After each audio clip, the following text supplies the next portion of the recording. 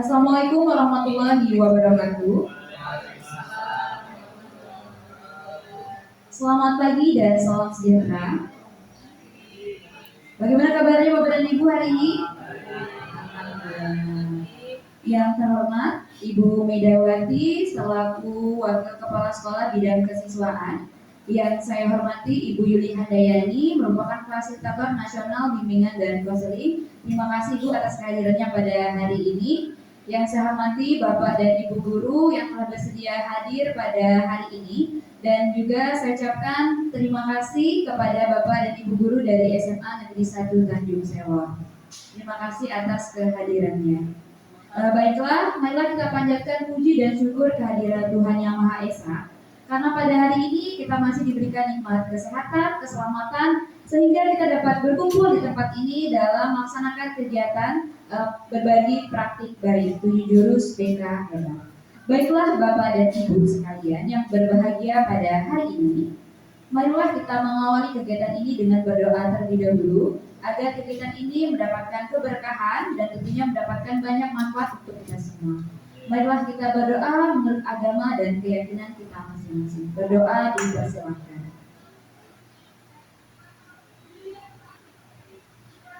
Berdoa selesai. Selanjutnya sambutan yang akan disampaikan oleh Ibu Medawati selaku Wakil Kepala Sekolah Bidang Kesiswaan, dan saya juga mohon kesediaannya untuk membuka kegiatan praktik baik pada hari ini. Kepada Ibu Medawati dipersilakan.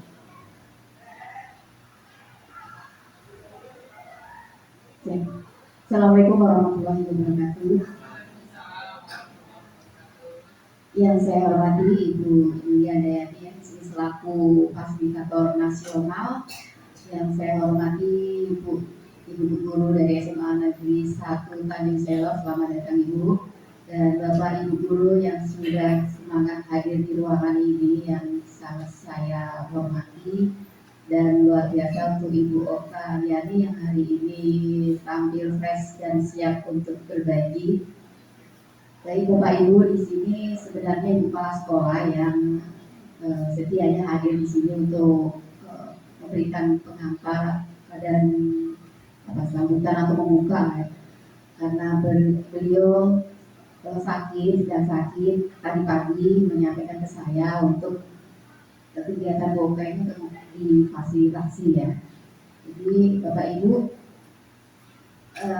tadi saya sempat membaca kegiatan apa sih yang mau disampaikan oleh Bu Okta, ya intinya berbagi praktik baik ya. Bu Okta ini fasilitator daerah ya, FASDA untuk guru BK ya Bu Okta ya. Luar biasa kita punya FASDA di sini, nanti bisa untuk yang ada kaitannya dengan BK, kita akan banyak sekali inspirasi dari beliau. Apalagi kita mungkin yang posisinya sebagai wali kelas, saya di sini bertugas membantu di kesiswaan, ini termasuk garda terdepan ya untuk guru BK ini, untuk mengatasi siswa-siswa kita yang ternyata ya kalau dihitung permasalahan ini tidak ada ujungnya. Ini dan pasdanya agar bisa mengatasi beribu permasalahan di siswa kita. Tadi sinopsisnya, saya menyebutnya sinopsis di sini ya. Program 7 jurus BK Hebat merupakan langkah strategis untuk memperkuat layanan, bimbingan, dan konseling agar semakin berdampak positif pada perkembangan murid, baik dari sisi akademik, sosial, maupun emosional, melalui 7 jurus. Ada jurusnya 7 ya, seperti itu tadi ya. Kenali potensi, kelola emosi, tumbuhkan resiliensi, jaga konsistensi, jalin koneksi, bangun kolaborasi, menata situasi. Guru BK diharapkan mampu menghadirkan layanan yang humanis, reflektif, dan inspiratif. Kegiatan fasilitator daerah menjadi wadah penting untuk belajar bersama, berbagi praktik baik, dan memperkuat kompetensi guru BK sebagai pendamping tumbuh kembang gampang ngulik. Jadi harapannya ya kita supaya kita penasaran langsung saja ya, intinya ada berbagi praktik baik dari Bu Okta, nanti bisa kita ikuti sama-sama sampai dengan selesai. Jam berapa ya kita sampai selesai kira-kira ya? Satu jurus 1 jam, kalau 7 jurus 7 jam. Oh 2 jurus saja ya. Berarti 5 jurusnya kapan Bu? Oh ada lagi ya? Oh ya baik. 5 jurusnya masih menyusul. Hari ini kita akan belajar dengan 2 jurus untuk menghadapi siswa-siswa kita Pak yang luar biasa ini. Baik, dengan mengucapkan Bismillah, semoga kegiatan kita hari ini berjalan lancar dan beri makna untuk kita semua. Assalamualaikum warahmatullahi wabarakatuh.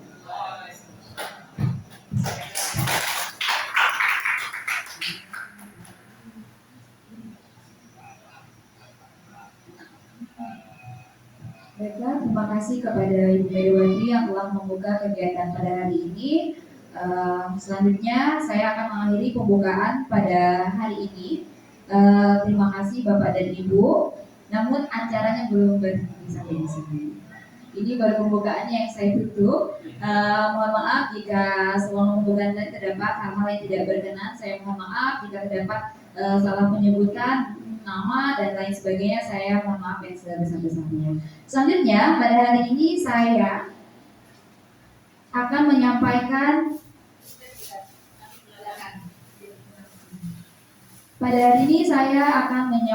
saya mohon izin dulu ya Bapak dan Ibu.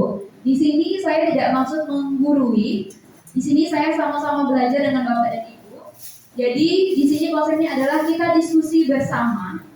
Di sini saya berbagi praktik baik dari hasil implementasi yang telah saya lakukan di sekolah kita di SMA Negeri 1 Tanjung Palas. Di sini saya menuliskan kata-kata depan, menemukan diri, mengolah hati, cerita implementasi 2 jurus BK hebat di sekolah di SMA Negeri 1 Tanjung Palas. Sebelumnya saya telah masuk ke kelas dan saya telah mengimplementasikan 2 jurus ini kepada murid-murid kita.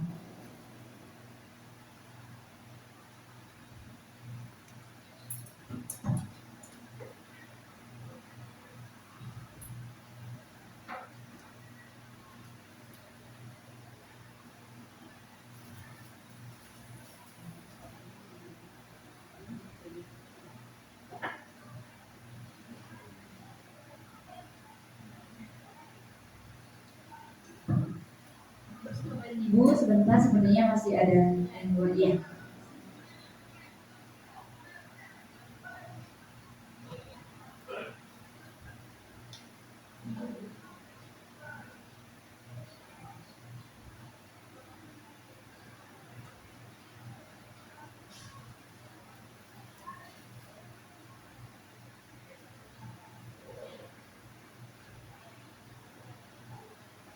Oke. Baik, hari ini saya akan melakukan praktik baik terkait dengan 7 jurus BK yang telah saya pelajari saat mengikuti pelatihan pada waktu itu di bulan September bersama dengan guru BK se-Kalimantan Utara, dan kami didampingi oleh fasilitator nasional yang juga sangat luar biasa sekali, di mana fasilitator nasional ini telah mengikuti pelatihan saat itu di Surabaya ya Bu ya. Jadi kami belajar bersama saat itu, dan selanjutnya sampai di sekolah kami harus mengimplementasikan kepada murid yang ada di sekolah. Untuk saat ini masih 2 jurus yang diimplementasikan ke murid kita yang ada di SMA Negeri 1 Tanjung Alas. Bapak dan Ibu, saya ingin bertanya terlebih dahulu. Di situ ada gambar, Bapak dan Ibu kan di sini ada gambar seorang pendekar. Pendekar ya. Bapak dan Ibu tahu apa ya dan kenapa di sini saya menyisipkan gambar seorang pendekar? Punya jurus, ya benar sekali. Selanjutnya Bapak dan Ibu yang lainnya, kenapa? Pak Habibie mungkin? Kalau saya lihat dia punya kualitas, Oh, dasarnya harus bagus. Ya benar sekali. Pak Bambang mungkin Pak? Sama seperti Pak Bibi Pak ya. Baik. Jadi Bapak dan Ibu, pendekar. Karena guru itu merupakan satu profesi namun memiliki banyak keterampilan, multifungsi, multiguna, dan multitalenta. Kita menyadari di era sekarang, guru tidak hanya mengajar di kelas mentransfer ilmu, namun kita juga mendidik. Selain itu, kita juga menjadi seorang dokter, polisi, dan juga kita menjadi hakim. Banyak keterampilan yang harus kita miliki di sekolah sebagai guru. Makanya saya menyebut guru itu adalah seorang pendekar. Jadi Bapak dan Ibu, kita semua adalah seorang pendekar. Jadi berbanggalah kita sebagai pendekar. Namun kita tidak boleh menyalahgunakan pedang kita. Seperti itu. Ya Bapak dan Ibu, di sini ada 7 jurus BK hebat yang telah saya pelajari saat itu. Yang pertama adalah kenali potensi. Kenali potensi ini juga sebenarnya telah dilakukan di sekolah kita. Kami bersama tim BK saat awal semester juga telah melakukan tes bakat minat, tes gaya belajar, menggunakan AKPD dan lain sebagainya. Selanjutnya ada kelola emosi. Kelola emosi ini di mana kita menyampaikan materi kepada murid kita bagaimana caranya untuk mengolah emosi dengan bijak. Dan saya juga yakin Bapak dan Ibu juga sudah menyisipkan pembelajaran sosial emotional learning di pembelajaran Bapak dan Ibu sekalian. Seperti itu. Selanjutnya ada tumbuhkan resiliensi. Saya juga melihat di sekolah kita sering memberikan motivasi kepada murid kita. Tidak sekedar menjadi motivator, namun kita juga menjadi inspirator untuk murid kita. Dengan kita datang pagi ke sekolah, kita memberikan contoh yang baik. Ketika murid kita memiliki permasalahan dan lain sebagainya, kita memberikan hal-hal untuk membangkitkan semangat mereka agar menjadi lebih baik lagi. Seperti itu. Selanjutnya ada jaga konsistensi. Dan di sini jaga konsistensi ini adalah hal-hal positif yang telah kita lakukan di sekolah. Seperti tim PPPK menyampaikan tentang anti bullying, kekerasan pada saat hari Selasa. Kita ada pendidikan karakter. Nah, itu juga masuk di dalam jaga konsistensi. Selanjutnya ada jurus kelima, ada jalin koneksi. Di mana jalin koneksi ini mendengarkan dengan empati. Sebagai seorang guru, seringkali murid takut untuk bercerita kepada kita. Sebagai manusia, kita senangnya untuk bercerita daripada mendengarkan. Seperti itu. Jadi jurus ini juga sangat perlu dilakukan dan saya rasa ini juga sebenarnya kita sudah mulai menerapkan ini di sekolah kita. Selanjutnya ada bangun kolaborasi. Di sini juga kita telah sebenarnya membangun kolaborasi di mana guru BK, kepala sekolah, guru mata pelajaran, wali kelas, dan sekarang ada guru wali. Kita juga sebenarnya sudah membangun kolaborasi di sekolah kita. Selanjutnya ada menata situasi. Nah, ini juga sebenarnya telah kita lakukan, yaitu menciptakan lingkungan belajar yang aman dan menyenangkan di sekolah, karena kita merupakan sekolah ramah anak dan menerima seluruh murid tanpa membeda-bedakan satu dengan yang lainnya. Dan ini merupakan 7 jurus yang telah kami pelajari pada saat itu. Baik Bapak dan Ibu, saya melihat Bapak dan Ibu sepertinya terkesima dengan apa yang saya sampaikan. Bangga sedikit ya. Nah, jadi biar lebih terkesima lagi, saya akan mengenalkan senam 7 jurus BK hebat. Ini kami buat sendiri ya Bapak dan Ibu. Itu ada foto saya di situ. Yang berwarna merah. Nah, di situ ada. Saya mau sombong sedikit ya Pak ya. Kelompok kami juara 1 saat itu. Jadi saya sombong sedikit. Ini kami dari berbagai macam daerah. Ada dari Malinau, dari Tarakan, dari Sebatik, dari SMA 1 Tanjung Selor, dari beraneka ragam Bapak dan Ibu. Ada dari Nunukan juga, ada dari Lumpis kalau nggak salah waktu itu. Nah, jadi di sini kan membuat gerakannya, saya ingat sekali ini malam jam 11, jam 12 malam kayak membuat gerakan ini. Jadi mohon maaf ketika nanti video yang saya tampilkan mungkin matanya agak-agak seperti apa, karena ini di take-nya saat malam hari dan hanya menggunakan HP saja. Baiklah Bapak dan Ibu, saya mohon kesediaannya untuk berdiri bersama.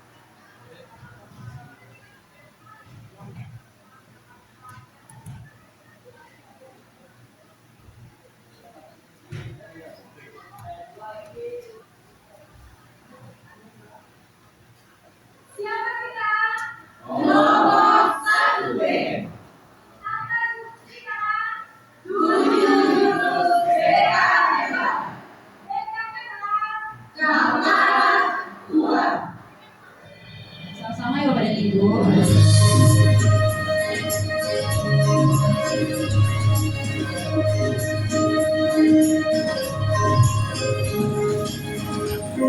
Mandiri dan kuat, tumbuh di lingkungan sehat, bersama guru yang hebat, penuh cinta dan sahabat, yang tulus, jujur, terkompensasi, kelola emosi, tumbuhkan resiliensi, jaga konsistensi, dan jalin koneksi, membangun kolaborasi, dan menjaga situasi.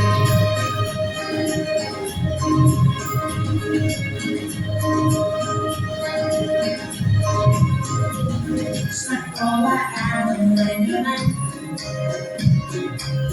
dan juga memberi makan,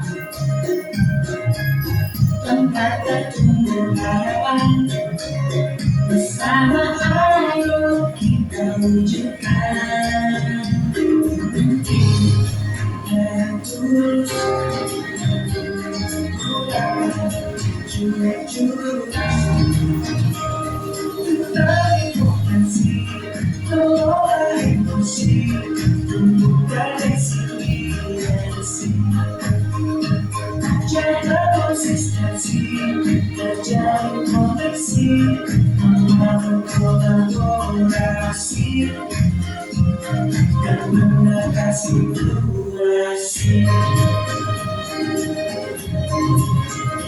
Jujur, berkata, bersama murid, melangkah depan. Jujur, berkata, jujur, akan ku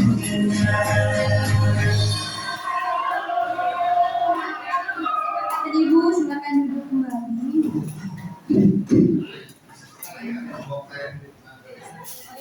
Gerakannya sebenarnya saya salah juga nih Bapak dan Ibu ya. Tapi agak bangga sedikit, bangga ya karena kami juara 1 itu perlu saya pertegas lagi ya. Kami juara 1 saat itu.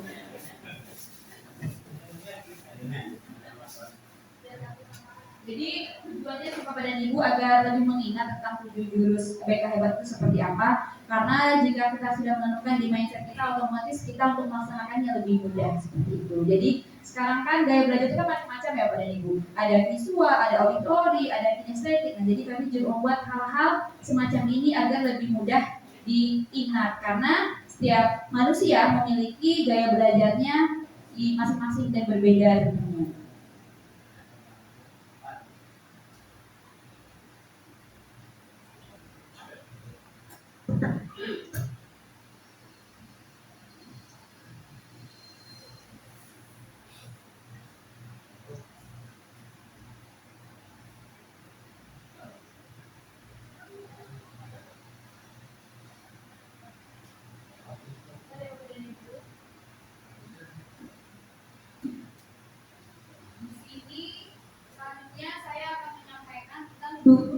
yang telah saya implementasikan. Jadi ada 2 jurus yang telah saya implementasikan di sekolah kita di SMA Negeri 1 Tanjung Palas. Yang pertama merupakan jurus kedua, kalau di 7 jurus itu adalah kelola emosi. Selanjutnya ada jurus ketiga dan merupakan jurus kedua yang telah saya implementasikan, tumbuhkan resiliensi. Ini merupakan harapan saya atau tujuan saya adalah murid menyadari diri, mengolah emosi, mengambil keputusan, bertanggung jawab, dan terampil berelasi. Selanjutnya ditumbuhkan resiliensi adalah daya linting pola pikir bertumbuh. Seperti itu. Bapak dan Ibu, itu merupakan 2 jurus yang sudah saya implementasikan. Selanjutnya saya akan mengajak Bapak dan Ibu sedikit bermain, tapi ini tidak senam lagi, namun kita akan bermain dengan kertas, bermain kertas emosi. Nah, jadi ini ada kaitannya dengan jurus yang telah saya implementasikan dan akan saya bagikan pada hari ini, seperti itu. Bisa ya Bapak dan Ibu ya? Tidak apa-apa jika kita bermain? Siap ya Bapak Ibu? Saya akan membagikan satu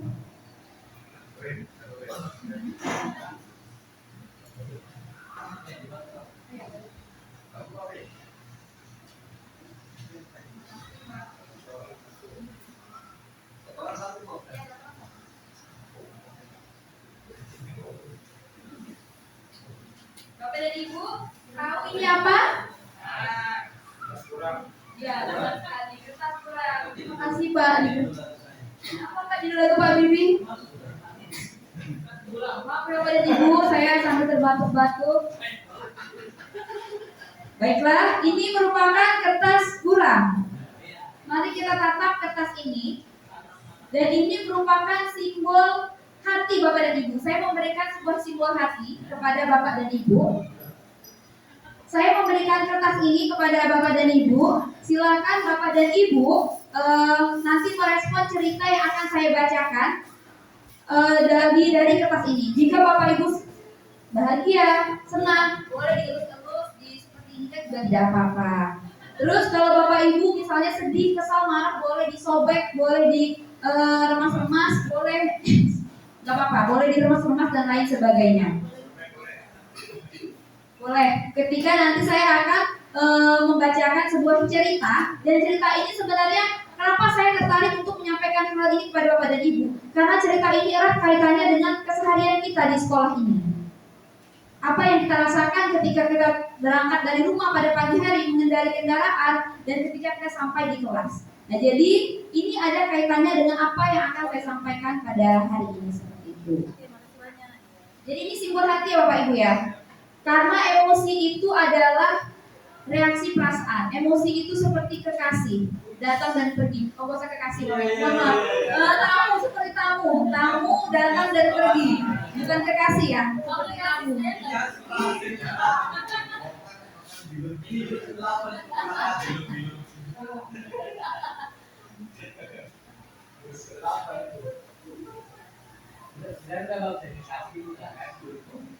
Saya boleh Ibu.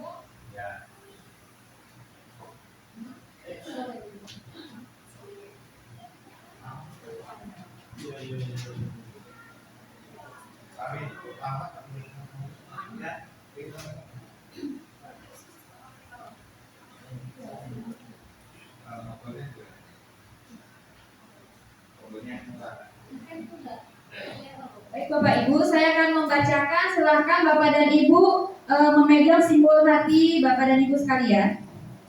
Pagi itu Bapak Ibu guru berangkat ke sekolah mengendarai sepeda motor. Mohon maaf jika ada yang mengendarai mobil, saya tidak menyebutkan. Ini hanya sepeda motor. Bahan ajar yang sudah disiapkan rapi digantungkan di motor.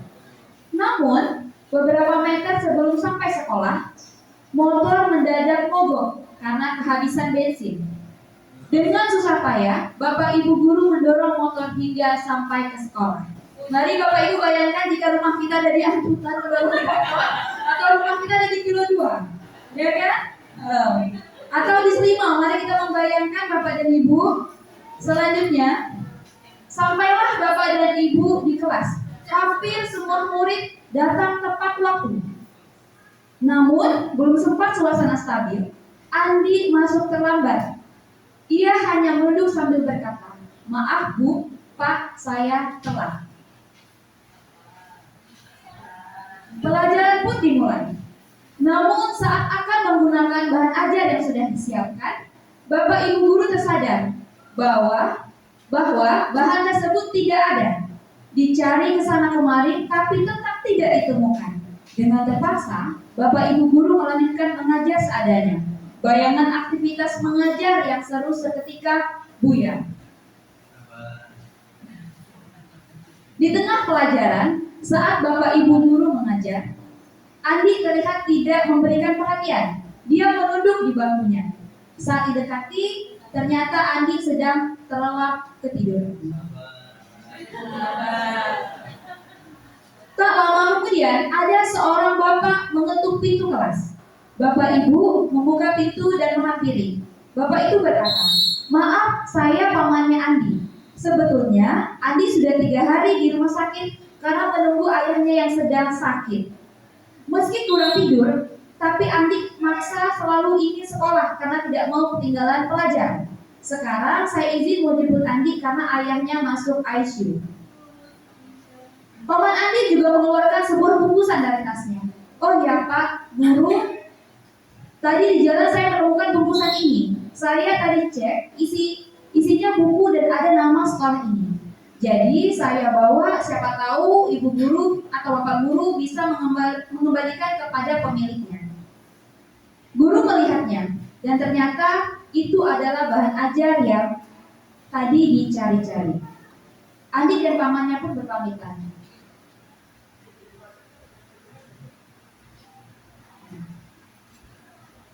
Sampai di situ Bapak dan Ibu. Sebenarnya ada kelanjutannya, cuma saya sampai di sini saja karena ini yang biasanya terjadi. Ini erat kaitannya dengan yang terjadi di lingkungan sehari-hari ya. Benar kan Bapak dan Ibu? Kemarin saya juga baru dihadapkan dengan hal ini saat geladi TKA.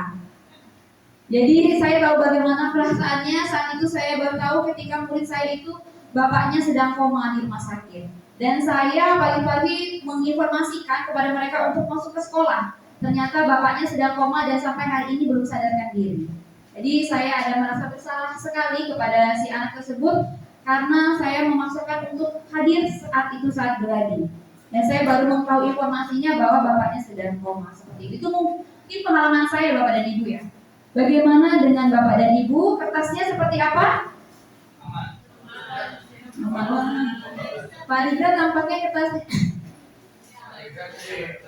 Oh, oke, boleh. Baik ya Pak Bibi ya. Habis ini Pak Bibi ingin menyampaikan sesuatu terkait dengan kertas. Selanjutnya saya ingin lihat Bapak dan Ibu yang lainnya.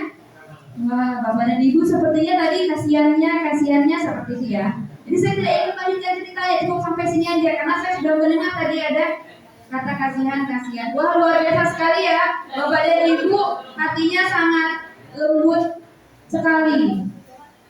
Baiklah, Pak Bibi ingin menyampaikan atas tadi yang sudah saya ceritakan atau saya bacakan di ceritanya terkait dengan kertas atau simbol hati yang ada bersama Pak Bibi. Baik Pak Bibi, silakan. Terima kasih atas kesempatannya Bokta. Yang pertama saya berikan apresiasi buat Bokta sudah menyampaikan, sudah sangat luar biasa. Terkait tadi langsung saja kertas ini kenapa sampai sekarang tidak ada kusut-kusutnya masih rapi karena ada hal yang perlu kita perhatikan. Yang pertama, saya masih ingat ini Bu. Ada tadi cerita di awal bahwa motor mogok. Saya tetap mengurusnya karena saya bisa numpang sama orang lain. Motornya saya simpan jadi aman, tidak perlu kita marah. Yang kedua, ada peserta yang datang terlambat Bu ya. Terlambat dia masuk, kita harus tetap sabar. Kenapa saya tiba-tiba enak? Kamu salah kelas di kelas sebelah, sebenarnya kelas berikutnya salah kelas Bu. Jadi kita tetap benar. Lalu yang tertidur dalam kelas, ini real, ini baru real. Karena hampir setiap jam barangkali ketika kita mengajar ada apa kita temukan siswa yang tertidur. Tetap sabar karena memang ini rutinitas kita. Jadi tetap dalam kondisi baik. Tinggal bagaimana kita menanggapi, menyikapi siswa yang tidur. Tentunya kita lihat karena basicnya sosiologi tidak menjudge baik dan buruknya sesuatu, tapi melihat penyebab kenapa dia bisa tidur. Lalu saya biasa dekati tuh, kenapa bisa mengantuk? Pak, saya biasanya begadang di kafe, jaga kafe, jadi bar atau apa namanya, sampai tertidur. Nah, jadi itu hal-hal yang perlu kita perhatikan juga. Jadi penyebabnya. Lalu setelah itu ketika kita mengetahui penyebabnya, baru kita membuat tindakan. Jadi kertas ini saya selalu tidak mengalami perubahan sedikit pun karena kita sudah alami real dan insya Allah kita sudah bisa menyikapi dengan baik dan intinya sabar. Nah, itu tanggapan saya. Terima kasih. Assalamualaikum warahmatullahi wabarakatuh. Warahmatullahi wabarakatuh. Terima kasih Pak Habibie. Luar biasa ya, Pak Habibie ini sudah dapat dikatakan mampu mengendalikan emosi dengan baik. Bijak sekali Pak Habibie ya. Saya juga selain berbeka, saya juga merupakan wali kelas. Saya tahu kelas mana yang luar biasa ketika siang tidur. Saya tahu letaknya di mana sepertinya. Saya merasakan soalnya Bapak dan Ibu. Nah, jadi selanjutnya mungkin ada dari, ayo silakan Bu Sibel. Bu Okta, ini saya umpamakan hati ya, hati saya kan dalam kondisi yang pagi hari itu memang perlu tetapi dengan kesadaran dan tahu eksistensi kita, apapun yang terjadi itu bagian dari sebuah proses menguji kesabaran kita. Makanya tadi kan Bu Okta bilang kalau kami pun juga punya jurus, ya sebagai guru juga punya jurus, sebagai mak juga punya jurus. Ya. Jadi kita ini pendekar di mana-mana. Ya, jadi ketika itu terjadi, ya yang perlu ditekankan adalah kesadaran diri kita bahwa profesi yang kita ambil ini adalah bagian yang memang menjadi pilihan hidup kita. Dan salah satu yang bisa memberikan hati kita tetap sabar, tenang adalah dengan menyadari memvalidasi apapun yang terjadi, ya kan. Validasi itu kan memang penting, dirasakan dulu. Kayak motor mogok ya memang marah, tetapi kan tidak perlu hatinya itu harus tercabik-cabik. Tapi menyikapi bagaimana solusinya, entah didorong atau telepon pacar gitu, mantan pacar ya kan untuk dijemput. Kemudian di kelas nyampe kita dalam kondisi yang ini, secara otomatis ketika nyampe di kelas pun kita adalah pemeran utama dari yang jadi dalang. Sehancur apapun hati kita dari rumah, di depan anak senyum manis itu harus tetap ada. Padahal kita nih lagi punya problem, misalnya oh ternyata hari ini saya belum bayar ini, tapi di depan anak harus tetap menjadi orang yang sempurna gitu kan. Makanya saya bilang sama, kalau saya, anak saya itu selalu menganggap saya itu adalah ini selalu punya duit gitu kan, kaya karena mak duit. Nah padahal ya mamanya nggak punya duit, tapi selalu senyum di anak. Yang berikutnya, ketika anak tertidur di kelas, kita bukan menjudge anaknya ya kan, kita harus cari dulu seperti Pak Bin tadi, latar belakangnya apa sih, kenapa dia bisa tertidur. Salah satu upaya yang bisa kita lakukan ya, kalau dia nggak, kita suruh cuci muka dulu ya, minimal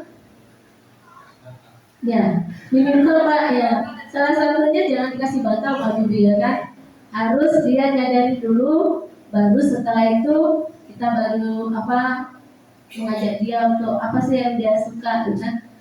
Nah, salah satunya adalah ini loh, bercerita dengan anak ya, mungkin dengan sambil berguyon gitu kan. Akhirnya nanti ketika dia sudah senang, feelnya dapat, insya Allah gak tertidur. Tapi ada memang anak yang gak bisa juga dibangunkan, karena memang dia, bagaimana dia bisa terbangun jam 4 pagi baru dia tertidur, jam 6 dibangunkan. Jadi ya saya bilang ya, salah satunya ya kita harus punya daya lenting untuk memahami ya.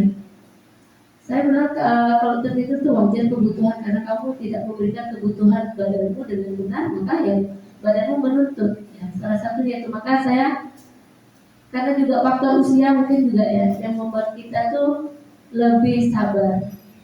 Ya, lebih sabar. Faktor usia itu juga bisa mempengaruhi seseorang untuk bisa bertindak, mengambil sikap, memberikan yang terbaik untuk orang lain. Tapi tetap juga empati kita juga harus kita tempatkan kepada orang lain juga. Jangan langsung menjudge, mengambil kesimpulan karena kita belum tahu apa yang dihadapi oleh mereka. Ya itu aja Mbak Okta. Terima kasih. Masya Allah sekali, luar biasa. Terima kasih Bu Siti Rohimah atas penyampaiannya. Jadi sebenarnya berbagai praktik buaya hari ini kita jadi sharing ya Bapak dan Ibu. Saya juga belajar. Saya sendiri sebenarnya belum bisa dikatakan sabar. Saya ketika diberikan kertas ini, Bapak Ibu tahu kertasnya apa yang terjadi, saya sobek. Karena saya belum bisa sabaran, saya belum bisa memiliki sabar seperti Bapak dan Ibu tadi yang sudah sampaikan. Ya, saya menyobek kertasnya seperti itu. Ketika mendengar saat cerita ini disampaikan, saya menyobek kertas itu. Namun seiring berjalannya hari demi hari, saya mulai introspeksi diri seperti itu. Terkadang kita tidak hanya menggunakan mata, namun juga menggunakan indera yang lain, itu adalah telinga kita untuk mendengarkan. Jadi kita juga harus mendengarkan secara empatik dan sehingga kita bisa menemukan rasa empati kepada orang lain seperti itu. Baik Bapak dan Ibu, terima kasih atas jawaban yang sangat luar biasa sekali. Selanjutnya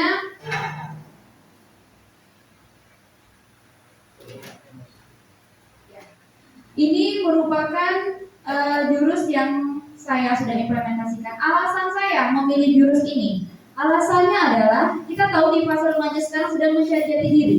Untuk mengendalikan emosi itu masih sangat sulit. Baik kelas 10, 11, dan 12. Masih banyak terdapat murid yang sulit untuk mengendalikan, mengontrol emosinya dengan benar.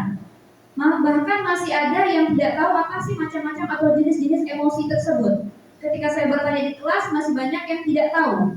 Dan mereka tidak mengenali emosi yang sedang mereka rasakan seperti itu. Jadi alasan saya memilih jurus ini adalah hal-hal tersebut dan dari hasil dari AKPD juga sebenarnya sudah dibagikan saat itu kepada murid. Di sini saya lihat ada beberapa pilihan itu lumayan banyak, mereka masih untuk mengelola emosi seperti itu. Dan hasil yang saya dapatkan dari pengimplementasi jurus ini adalah murid mulai mengetahui dan memahami macam-macam emosi dan cara mengendalikan emosi dengan benar dan bijak. Murid juga sangat senang dengan metode ARKA yang sudah saya terapkan dalam layanan bimbingan klasikal di kelas. Bapak dan Ibu, sekali lagi, ini merupakan jangka panjang ya Bapak dan Ibu prosesnya. Ketika saya menyampaikan hal ini kepada murid di kelas, bukan berarti muridnya sebulan kemudian dia langsung bisa mengendalikan emosinya. Jadi ini merupakan jangka panjang. Saya ingat sekali ketika waktu saya masih sekolah, saya juga ada di fase seperti murid yang sekarang. Bahkan saya bisa berproses itu setelah saya kuliah. Saya baru bisa perlahan-lahan mengendalikan emosi. Saat sekolah memang masih sulit rasanya. Namun dengan adanya kita terus-menerus menyampaikan hal-hal tentang cara pengendalian emosi, macam-macam jenis emosi, jadi murid tahu, sehingga proses itu memang tidak jangka pendek namun jangka panjang. Kita menunggu agar murid itu tidak hanya selamat bagi dirinya sendiri di masa sekarang, namun juga akan selamat di masa depan. Dan juga dia juga bisa menyelamatkan orang lain yang berada di sekitarnya. Itu sih tujuan saya Bapak dan Ibu. Karena ini bukan jangka pendek, karena untuk mengendalikan emosi ini tidak mudah. Kita saja sebagai orang dewasa masih sulit ya, masih sulit sekali seperti itu. Baik, ini adalah metode ARKA yang saya gunakan. ARKA, A itu merupakan aktivitas. Murid diajak untuk melakukan aktivitas yang berkaitan dengan tema kegiatan serta memiliki makna dan tujuan terkait dengan tema tersebut. Selanjutnya ada R, refleksi. Dari aktivitas yang telah dilakukan, murid diajak untuk merefleksikan hasil aktivitas tersebut. Selanjutnya ada konsep K, guru menyampaikan konsep materi dari tema yang akan disampaikan. Selanjutnya ada aplikasi, murid menuangkan sebuah karya terkait dengan tema yang telah disampaikan oleh guru. Seperti itu. Ini merupakan metode ARKA yang saya gunakan saat mengimplementasikan jurus ini ke murid. Itu Bapak dan Ibu. Nah, ini merupakan penerapan ARKA yang saya lakukan dalam proses belajar jurus kedua kelola emosi. Di sini saya pertama kali melakukan refleksi. Refleksi bersama dengan murid adalah menggunakan zona emosi. Zona emosi itu saya memetakan emosi yang mereka rasakan. saya tidak memberikan sticky note untuk mereka menempelkan atau saya menyuruh mereka untuk menggambar, tidak. Namun saya ingin murid itu berekspresi. Mereka saya suruh untuk berdiri semuanya dan mereka silakan menunjukkan ekspresi bahagia, senang, sedih, ketawa, marah yang mereka rasakan. Tujuannya apa? Agar mereka lebih plong. Karena selama ini mereka menulis, tidak semua murid suka menulis, tidak semua murid suka menggambar. Ketika dengan sticky note, mereka juga asal-asalan seperti itu. Jadi saya bilang, ayo anak-anak kita berdiri semua, sampaikan apa yang kalian rasakan. Jadi bahkan ada yang berteriak. Saya juga kaget saat itu, kenapa dia berteriak? Ya, saya ngantuk bu, katanya begitu. Oh ya, tidak apa-apa. Ada yang bahagia ketawa seperti itu ya. Tidak apa-apa, saya silakan, ini adalah hari mereka. Saya bilang, jadi silakan nak ungkapkan apa yang kamu rasakan. Emosi itu adalah hal yang wajar. Tidak apa-apa kalau emosi. Namun kita perlu cara pengelolaan yang baik. Seperti itu yang saya sampaikan. Dan saya juga melakukan kegiatan yaitu bermain puzzle, menggunakan puzzle emosi. Tema saya adalah di kelas itu kenali pahami emosi dengan pahami dengan menggunakan puzzle emosi. Kenapa saya katakan puzzle emosi? Karena di situ saya membagi kelompok di kelas, di mana mereka menyusun sebuah puzzle. Potongan puzzle tersebut itu merupakan gambar-gambar emosi. Mereka menyusun puzzle tersebut akhirnya menjadi satu. Saya membagi kelompok. Alasan saya membagi kelompok apa? Karena emosi itu adalah reaksi perasaan, erat kaitannya dengan komunikasi dan interaksi kita kepada orang lain. Jadi saya mencoba membagikan mereka dengan kelompoknya dengan secara acak, bukan yang mereka tentukan sendiri. Tujuannya kembali lagi Bapak dan Ibu, mereka di rumah saja kita berinteraksi dengan orang tua. Kita tidak bisa hidup sendiri, itu yang saya katakan. Jadi perlu rasanya kita belajar tentang pengendalian emosi. Saat menyusun puzzle, itu saja saya sudah bisa melihat di mana anak-anak emosi ada puzzle-nya dilempar lagi gini, ada susahnya aku ini saya nggak bisa. Namun saya coba memberikan pengertian tentang emosi dan lain sebagainya, mereka bisa menyelesaikan semua puzzle tersebut dengan baik. Selanjutnya kami melakukan role play. Role play di sini adalah bagaimana ketika di kelas ada masalah, apa yang akan dilakukan? Apakah langsung mengambil tindakan atau seperti yang dikatakan Pak Habibie tadi, kita mengambil jeda dulu sebelum kita bereaksi. Nah, itu nanti akan saya sampaikan juga. Dan di sini saya menggunakan konsep adalah jeda dan memilih tindakan. Saya menyampaikan kepada murid ketika mereka sedang mengalami hal-hal yang tidak menyenangkan, sebaiknya kita mengambil jeda dulu. Saya mengenalkan tentang peta emosi. Peta emosi itu adalah berbagai macam jenis emosi. Selanjutnya ada roda emosi. Saya tidak menampilkan gambarnya, mohon maaf. Roda emosi itu adalah kaitannya dengan jeda dan memilih tindakan. Jadi kalau kita sedang marah, jeda apa nih yang akan kita ambil agar emosi itu dapat agar tidak meledak seperti itu, agar kita tidak menyesal dan merugikan diri sendiri maupun orang lain seperti itu. Dan di sini juga saya merefleksikan beberapa pertanyaan seperti emosi apa yang sebenarnya sedang mereka rasakan pada hari ini seperti itu. Saya yakin Bapak dan Ibu juga menerapkan pembelajaran sosial emotional learning ini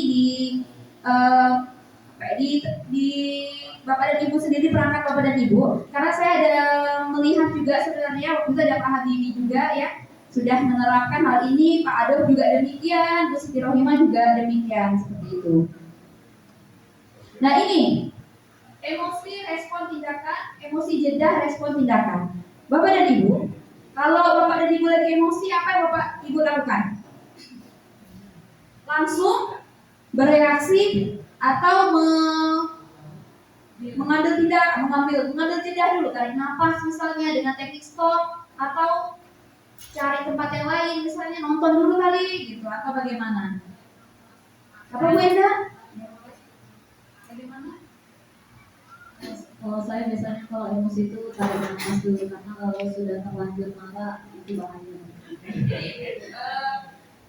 Jadi Bu Enda emosi jeda tiap jeda dulu. Jeda dulu, baru kita sampaikan kepada siapa yang kita ingin sampaikan. Seperti itu. Misalnya saya tidak suka, saya biasanya langsung sampaikan. Daripada saya pendam-pendam ngomong di belakang tidak enak.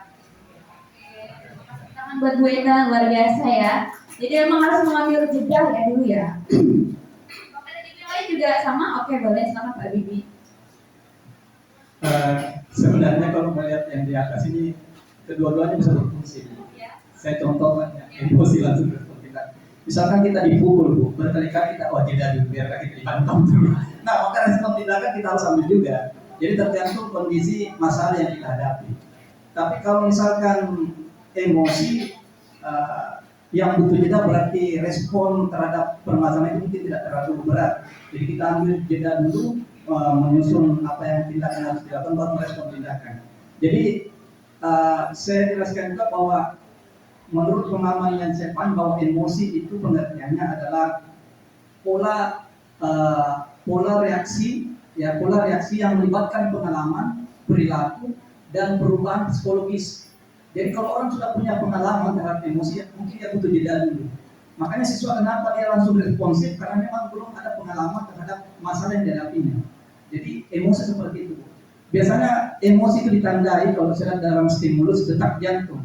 Tidak pernah kita itu lihat detak jantung ketika orang emosi tenang pasti meningkat. Itulah dikatakan emosi. Makanya emosi kalau kita memakai jeda, berarti dia sudah punya pengalaman terhadap masalah yang sudah dihadapi. Tetapi kalau emosi respon tindakan biasanya pada siswa-siswa yang memang belum minim pengalaman, perubahan psikologis yang belum tertata. Jadi biasanya respon remaja itu lebih kepada tidak ada jeda tapi respon tindakan.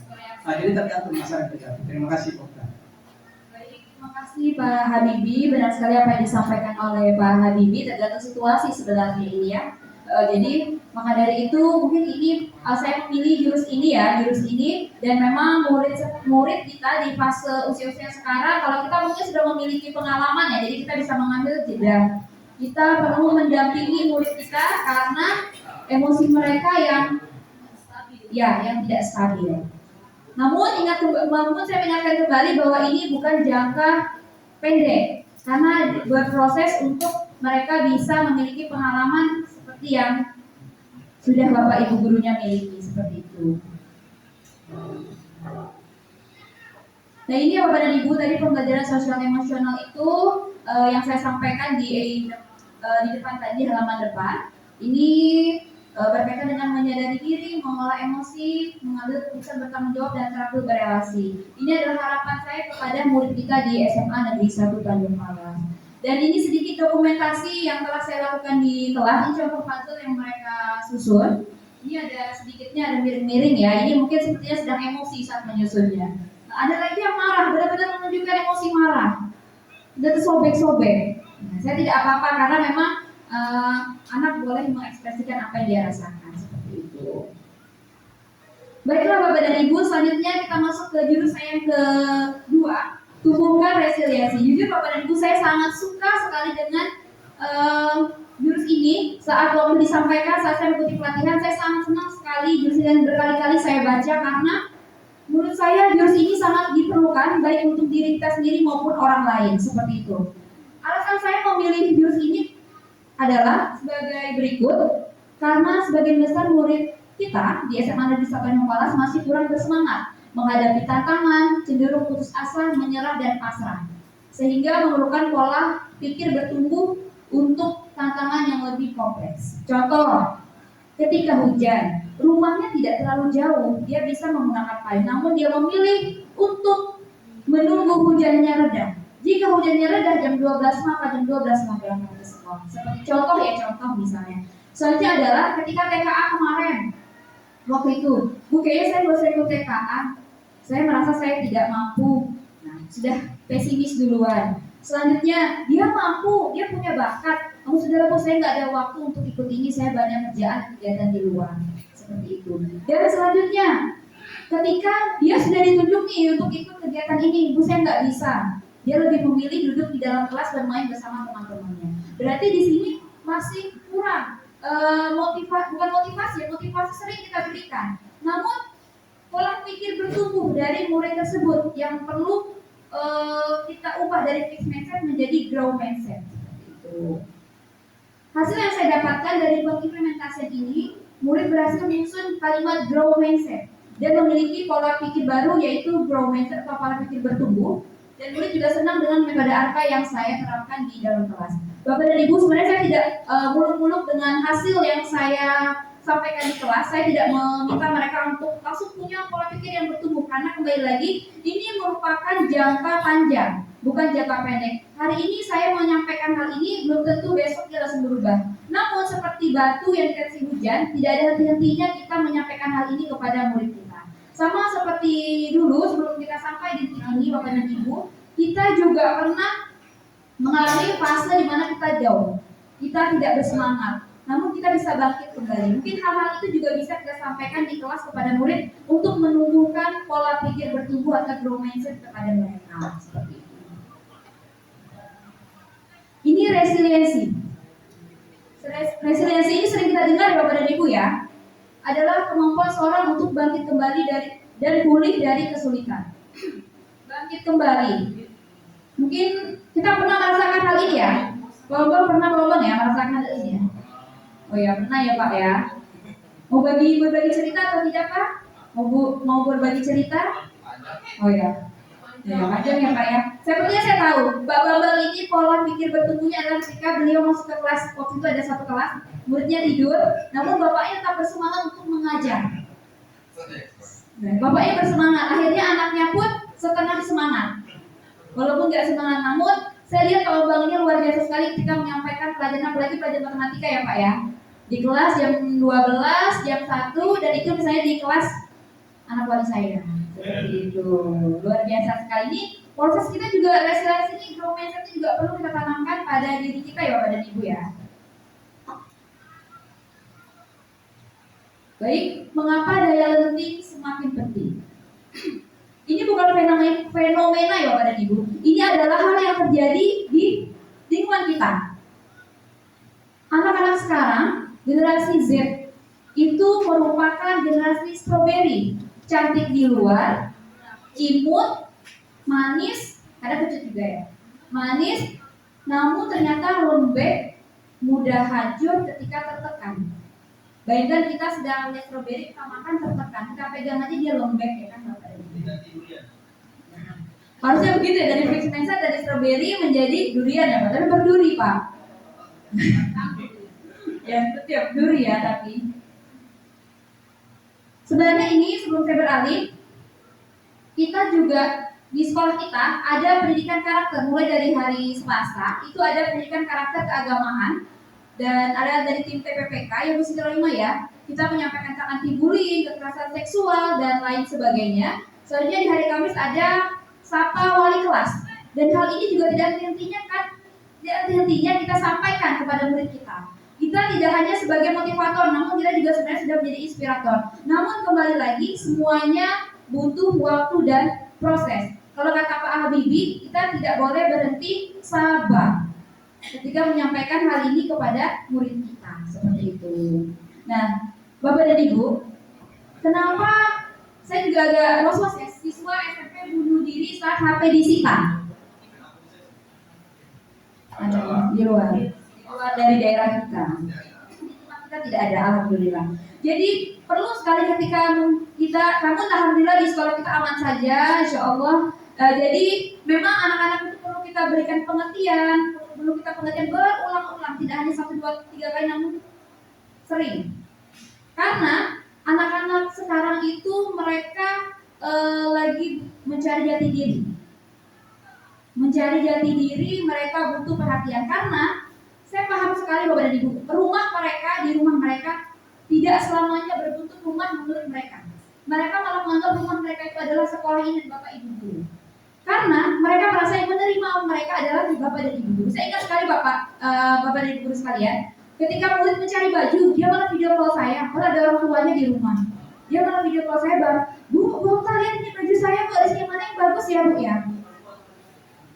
Saya itu laki-laki. Mencari baju ya, maksudnya dia menggunakan baju Bapak dan Ibu, maksudnya ya. Dan dia sempat membuat story di salah satu sosial media. Dia foto kami setelah ditempelkannya, dia bilang kalau rumah saya adalah mereka. Jadi tidak semua anak-anak tersebut mendapatkan kasih sayang yang sama. Karena bisa jadi karena anak orang tua berpisah, orang tua bekerja dan lain sebagainya. Jadi sudah kita sebagai guru memang harus memberikan ruang untuk mereka. Karena mereka butuh ruang untuk bisa diterima dengan baik, meningkatkan harga diri mereka dan menerima mereka dengan baik. Walaupun ini juga agak berat ya Pak dan Ibu ya, harus kita lakukan karena seperti yang Bu Rima sampaikan, dari pagi kita sudah, apalagi wali kelas dan guru mapel ini kerjaannya 24 jam nih sepertinya, nggak cuma di sekolah aja, dihubungi lagi sampai rumah dan lain sebagainya oleh orang tua dan murid tersebut. Nah, seperti itu. Dan ini yang saya sampaikan tadi Bapak dan Ibu, fixed mindset dan grow mindset. Jadi kalimat-kalimat seperti ini yang saya sampaikan kepada murid dan mereka menyusun kalimat grow mindset tersebut. Kesuksesan, saya bisa sukses jika punya bakat, saya bisa sukses dengan berusaha. Saya kesulitan, saya tidak bisa, saya belum bisa. Ketika contohnya pelajaran matematika, maaf ya Pak Bambang, saya tidak bisa matematika. Kalau dia sudah menanamkan itu di dalam mindsetnya, otomatis dia akan tidak bisa. Beda halnya jika dia mengatakan saya belum bisa. Dengan kata belum, ini kan berarti hal yang positif. Berarti dia akan mencoba lagi agar menjadi bisa, seperti itu. Kenapa hal-hal ini saya sampaikan dan saya menyuruh murid untuk menyusun kalimat ini agar tertanam di mindsetnya hingga akhirnya itu akan bergerak positif untuk dirinya sendiri. Seperti itu Bapak dan Ibu sekalian. Kritik, ketika kita dikritik, saya sakit hati. Seharusnya ketika kita memiliki pola pikir bertumbuh, kita akan menjawab terima kasih, saya akan memperbaikinya. Seperti itu. Ini merupakan penerapan ARKA dalam proses belajar jurus ketiga tumbuhkan resiliensi yang saya sampaikan di kelas. Saya membagi mereka kelompok, lagi-lagi saya bagikan kelompok karena saya pengen murid itu berinteraksi. Karena dalam mengendalikan emosi dan lain sebagainya dan tumbuhkan resiliensi ini dibutuhkan interaksi dengan orang lain. Jadi dia tidak saya berikan untuk bekerja sendiri, namun dengan menggunakan kelompok. Mereka menyusun menara. Menaranya boleh setinggi mungkin dengan kartu. Selanjutnya, kelompok yang lain akan menjadi angin ribut atau puting beliung atau apa lagi ya, merobohkan menara mereka. Nah, jadi mereka sempat komplain, Ibu, menara kami roboh ini dan sebagainya. Nah, jadi saya merefleksikan dari hasil kegiatan tersebut. Ketika menara roboh, bagaimana perasaanmu? Ada yang mengatakan, sudah Bu, saya capek. Ada yang bilang, enggak apa-apa Bu, saya susun kembali menara ini biar bisa kokoh lagi seperti semula. Seperti itu. Nah, dari menara ini sebenarnya kita akan menerapkan konsep tumbuhkan resiliensi kepada murid, karena kalau kita menyampaikan hal-hal ini kepada murid dengan teori definisi tumbuhkan resiliensi, mereka terkadang tidak menangkap atau merespon itu dengan baik. Namun ketika dengan praktek langsung menyusun menara, mereka sangat happy sekali. Jadi makanya anak senang sekali dengan metode ARKA yang telah saya terapkan di kelas mereka, seperti itu. Dan harapan saya dari kegiatan yang saya lakukan di kelas itu adalah menumbuhkan pola pikir bertumbuh untuk mereka atau grow mindset tersebut. Memang saya paham Bapak dan Ibu, saya juga di kelas sering menyampaikan kepada murid, hari ini dia semangat, 3 hari dia semangat, 2 hari kemudian dia tidak semangat lagi. Terus kita menjadi vitamin C buat mereka, vitamin imun lah buat mereka. Jadi tidak henti-hentinya kita memberikan semangat buat mereka. Walaupun kata Ustaz Rima kadang kita ini juga problematik, kita juga kadang butuh semangat sebenarnya. Namun kembali lagi karena ini adalah profesi yang harus kita jalankan, dan mari kita mendidik dengan tulus seperti apa tadi yang kita senang bersama ya. Mendidik dengan tulus, gunakan apa pada Ibu? Gunakan 7 jurus. Ya, kalau ini mungkin 7 jurus ya Bapak Ibu. Nah ini dokumentasi jurus ketiga tumbuhkan resiliensi, di mana mereka menyusun menara dan mereka juga melakukan role play. Role play ini ada kaitannya dengan kegiatan organisasi dan ekstrakurikuler yang ada di sekolah. Misalnya dalam organisasi OSIS, bagaimana mereka ketika temannya sedang tidak bersemangat lagi mengikuti kegiatan tersebut, bagaimana dia menumbuhkan semangat kepada teman-temannya. Jadi saya langsung bagi kelompok dan mereka yang bermain peran di tempat tersebut, seperti itu. Selanjutnya saya juga melaksanakan konseling individu. Pola pikir bertumbuh ini, murid memiliki akademik yang bagus di sekolah. Namun ternyata di balik itu dia juga sedih karena kemungkinan dia tidak bisa melanjutkan kuliah. Bisa jadi karena faktor ekonomi dan dukungan dari orang tua.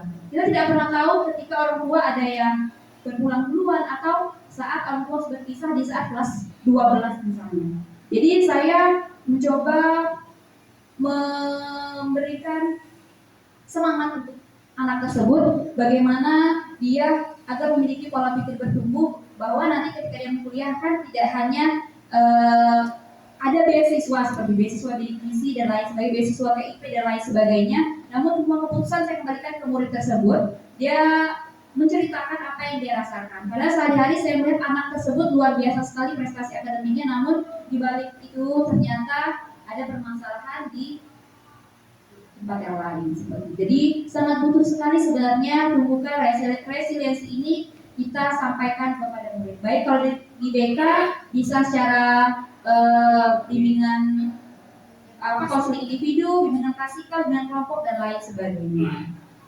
Baiklah Bapak dan Ibu, itu yang saya sampaikan. Ini ada foto-foto kami saat mengikuti kegiatan. Bapak di mana? Paling mudah sendiri. Apa ini muda Pak? Boleh muda Pak? Bapak itu belajar yang muda Pak, boleh sini. Yang wajahnya warna merah ya Pak ya? Ikutnya warna merah ya? Ya Pak, silakan Pak. Bapak ini mau tanya Pak yang mana?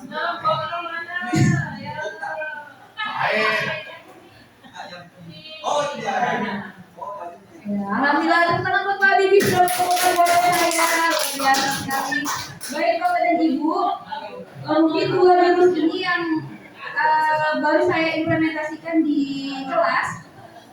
Kembali lagi 7 jurus BK Hebat ini merupakan program atau langkah strategis yang dilakukan untuk memperkuat layanan bimbingan dan konseling agar lebih berdampak positif kepada murid, baik dalam bidang layanan sosial, pribadi, belajar maupun karir, untuk akademik, sosial maupun emosional mereka. Seperti itu. Jadi kita semuanya bekerja sama, guru BK, guru mata pelajaran, wali kelas dan guru wali.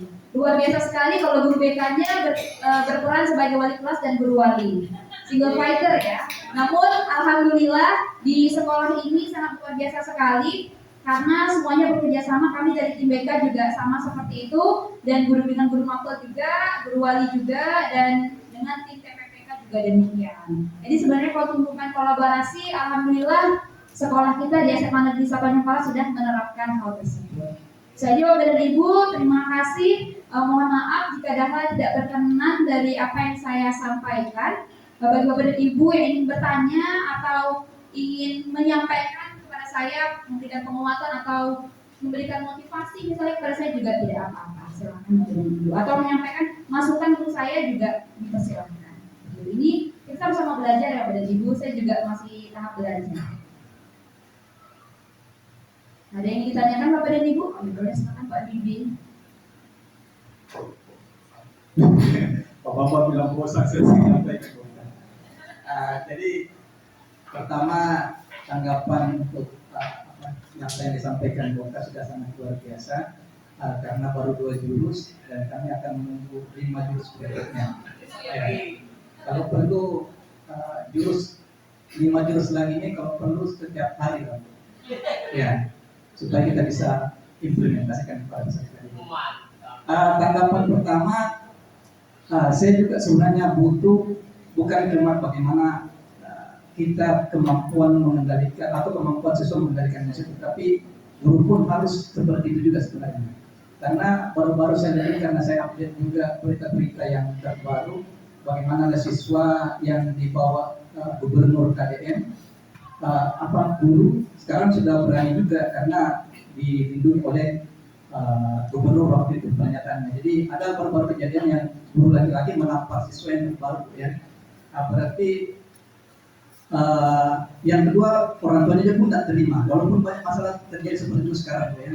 Jadi kemampuan sebenarnya yang perlu kita pahami bahwa guru pun harus sangat cermat mengendalikan emosi terkait kasus-kasus yang baru-baru terjadi ini. Nah, kalau siswa emosi dan melakukan tindakan-tindakan biasanya penjelasannya cepat, tapi kalau guru melakukan tindakan seperti katanya mendidik walaupun dengan kontak fisik dan tidak sampai melukai, itu menjadi polemik sekarang. Jadi faktor sabar itu dari berita tersebut itu sebenarnya faktor itu membuat, kalau menurut Emil Durkheim namanya fakta sosial, bahwa ada tindakan eksternal individu yang mau tidak mau harus mengikuti apa yang terjadi. Saya contohkan misalnya, saya tidak suka lampu merah, tapi saya tetap harus berhenti karena memang itu aturan terjadi. Nah itulah yang membuat juga perusahaan sekarang, karena tidak ada hal yang bisa membentengi guru, baik aturan, baik apapun, karena sedikit aja tindakan guru ini, walaupun tadi kasusnya fisik, tetapi suatu saat nanti bukan cuma fisik, tetapi omongan pun nanti bisa jadikan bahan yang bisa merugikan kita sebagai guru yang notabene kita harus mengajar dan menjadi peserta didik. Jadi apa yang terakhir, apa yang disampaikan Bob ini mudah-mudahan kita bisa implementasikan, walaupun banyak juga kendala-kendala terkait genset sekarang. Dan saya berpikir bahwa genset ini sebenarnya ketika kita mengajar genset sekarang, tidak bisa kita mengajar 30 siswa, 20 siswa genset dengan satu guru, karena memang genset ini butuh pendampingan yang sangat luar biasa. Kita lihat saja Bu, genset sekarang ini pengetahuannya selalu mengandalkan itu, ChatGPT. Coba kita tanya tanpa HP, tanpa kita tanya, dia bisa mengembangkan. Bahkan itulah yang dikatakan genset ini sebenarnya sangat guru satu siswa. Iya, harusnya seperti itu Bu. Karena saya sudah, namanya kita punya pengalaman Bapak Ibu ya, algoritmanya siswa itu selalu menggunakan seperti itu. Jadi tidak mau berpikir, tidak mau analisis. Makanya ketika HP apapun disimpan, bingung dia mau buat apa. Nah itu saja. Jadi mohon Bu Okta, nanti kalau bisa kasih juga 7 jurus untuk guru. Ya, jurus terakhir tinggalan mau. Terima kasih Bu. Terima kasih Pak Habibie, sangat luar biasa sekali. Pak Habibie ini merupakan inspirator sekali ya, dan juga merupakan salah satu guru idola di SMA Negeri 1 Tanjung. Terima kasih Bapak dan Ibu.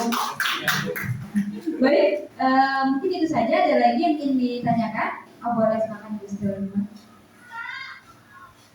Oke, Bu Okta, ini sebenarnya saya berterima kasih ya karena sebagai ketua tim TPBK, partner yang luar biasa dengan guru mereka. Artinya untuk bagaimana pembentukan karakter itu terhadap anak kita itu memang ya butuh proses yang sangat panjang dan mungkin gak akan ada ujungnya. Ditambah lagi dengan penggunaan media sosial yang sangat luar biasa, ternyata apa? Mungkin di hadapan kita mereka tidak memperlihatkan, tetapi ternyata apa? Mereka berperan di media sosial dengan berbagai macam bentuknya, dengan berbagai macam mungkin secara verbal pun dituliskan di situ, jadi mereka luar biasa ampuhnya gitu kan. Jadi saya sebenarnya sangat tertarik sekali untuk kalau ini sudah diterapkan ya, kalau bagaimana kita mengatasi permasalahan yang ada di sekolah, salah satunya adalah bentuk pembulian. Dan itu memang saya termasuk orang yang selalu ingin memberikan contoh kepada anak bahwa kenapa kamu kalau ketika dibully jangan diam. Ibu ini sudah menjadi korban bully dari sejak kecil, nah. Tapi kalau kamu ingin membuktikan bahwa orang yang menganggap istimewa itu sebenarnya nggak ada apa-apanya di hadapan kita gitu. Itu juga ternyata anak-anak kita itu luar biasa untuk pembuliannya. Yang saat ini mulai melandai mungkin kata-kata yang saya selalu mengatakan jangan normalisasi tentang anjay, anjir dan sebagainya itu sudah mulai melandai karena kita sering menegur. Kalau mendengar langsung, kalau yang Islam saya langsung bilang istighfar 10 kali. Karena apa? Itu kalau dinormalkan kan berarti sama aja gitu kan. Jadi saya tunggu untuk tuh 5 jurus lagi ya Bu Okta. Mungkin dari jurus yang kelima ini ada yang tersimpan gitu yang bisa kita langsung aplikasikan, yang nanti bisa membuat anak itu menjadi berubah ya, menjadi Power Rangers gitu ya. Ya kan Pak Bibi yang luar biasa, nanti ternyata dia merah kuning hijau yang luar biasa gitu kan. Kalau Power Rangers kan warna-warni gitu kan. Nah ini saya merasa terbantukan dengan adanya praktik baik dari Bu Okta. Terima kasih. Semoga bisa juga diterapkan oleh teman-teman lain karena ini ilmu yang diberikan oleh Bu Okta ini sangat aplikatif ya, bisa langsung kita terapkan terhadap anak kita. Terima kasih. Assalamualaikum warahmatullahi wabarakatuh. Baik, terima kasih kepada Ibu Karimah, sangat luar biasa sekali. Ini merupakan motivasi buat saya untuk menerapkan 5 jurus lagi. Nanti insya Allah akan saya terapkan. Jadi 7 jurus ya, tidak boleh tambah lagi. Cuma 7 jurus aja. Pak Bibi ya, 7 jurus. Harapan saya Bapak dan Ibu juga demikian. Ini merupakan jurus dari BK. Mari Bapak dan Ibu juga silakan menyiapkan jurus, nanti kita saling berbagi jurus. Enggak ya Bapak dan Ibu, ini jurus ini juga bisa diterapkan oleh Bapak dan Ibu sekalian ketika berada di kelas sama. Jadi tujuan saya berbagi praktik baik ini adalah mengenalkan 7 jurus ini, dan harapannya adalah kita bisa mengimplementasikan kepada murid-murid kita di sekolah. Seperti itu. Baik, mungkin itu saja yang bisa saya sampaikan, dan pada kegiatan hari ini dalam berbagi praktik baik. Terima kasih banyak. Mohon maaf jika banyak kekurangannya. Sekian dari saya. Jika ada hal yang tidak berkenan, saya mohon maaf lahir dan batin. Terima kasih atas partisipasi yang sangat luar biasa. Nantikan 5 jurus saya lagi. Terima kasih. Assalamualaikum warahmatullahi wabarakatuh. Oh iya, baik. Oh ya, Bapak dan Ibu, ya. Bapak dan Ibu nanti jangan pergi dulu. Nanti kita ada sesi foto bersama Bapak dan Ibu.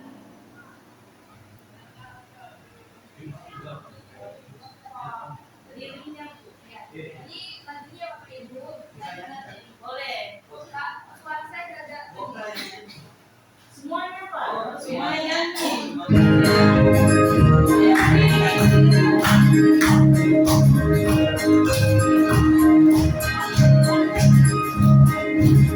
Murid mandiri dan kuat,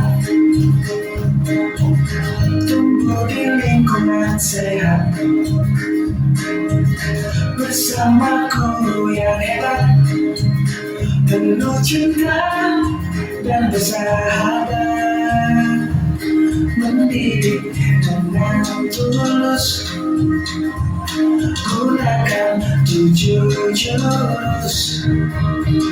Kenali potensi, kelola emosi, tumbuhkan resiliensi, jaga konsistensi, dan jalin koneksi, membangun kolaborasi, dan mengatasi situasi.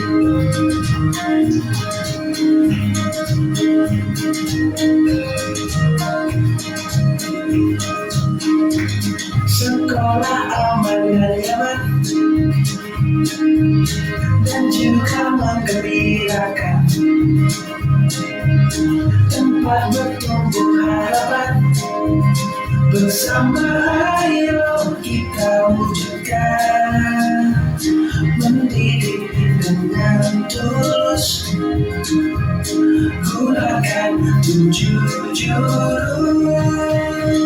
Kenali potensi, kelola emosi, tumbuhkan resiliensi, jaga konsistensi, dan jalin koneksi, membangun kolaborasi, dan menatasi situasi. 7 jurus BK hebat, bersama murid melangkah depan.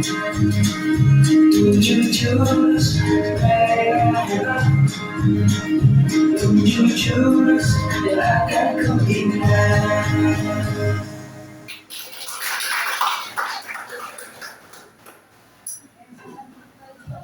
Terima kasih.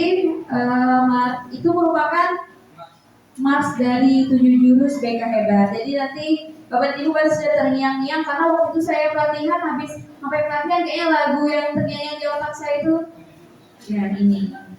Nanti Bapak Ibu guru juga akan seperti itu. Mungkin baru sekali ya. Nanti saya akan setel mungkin di hari makan, ya kan Pak, saat ya masuk ya. Jadi biar kita semua ingat ada 7 jurus.